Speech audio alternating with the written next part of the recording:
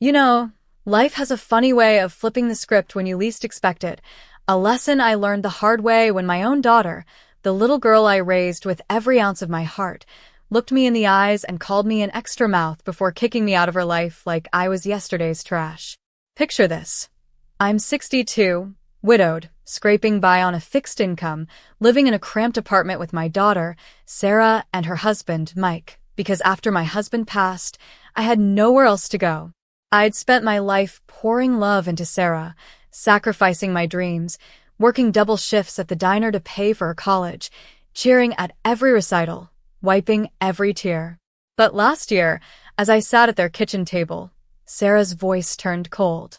"Mom, you're a burden," she said, her words slicing through me like a knife.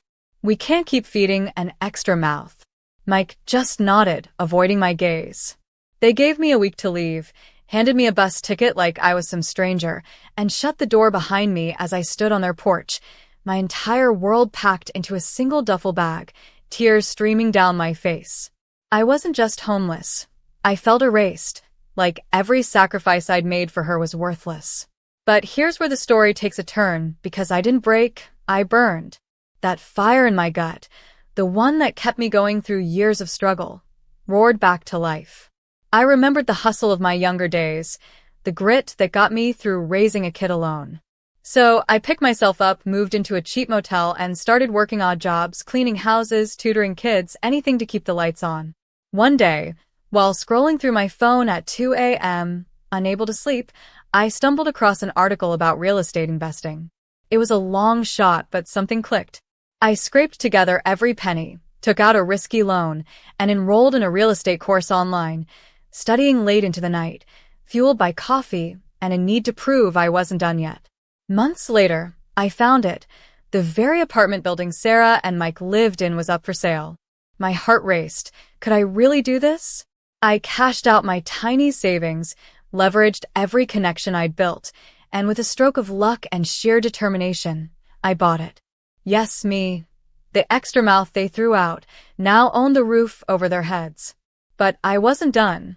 I tripled their rent. Not out of spite, but because I'd learned the game. The building needed upgrades, and the market allowed it.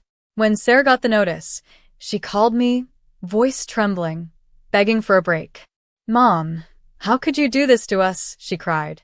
I took a deep breath and said, "You set the rules, sweetheart. You said I was a burden. Now I'm just playing your game." The truth is, I didn't feel triumph at first, just a hollow ache where our bond used to be. But then I saw the bigger picture. This wasn't just about them.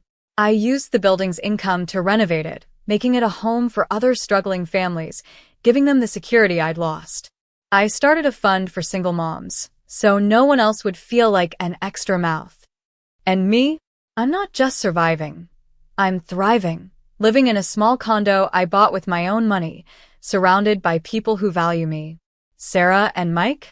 They moved out, unable to afford the rent, and last I heard, they're renting a tiny place across town, struggling to rebuild. I don't wish them harm, but I don't carry their weight anymore either. This story isn't about revenge, it's about rising. It's about a woman who was discarded, who society wrote off, but who clawed her way back to rewrite her story.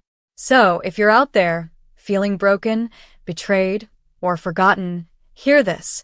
You're not an extra anything. You're the main character of your life, and no one gets to edit you out.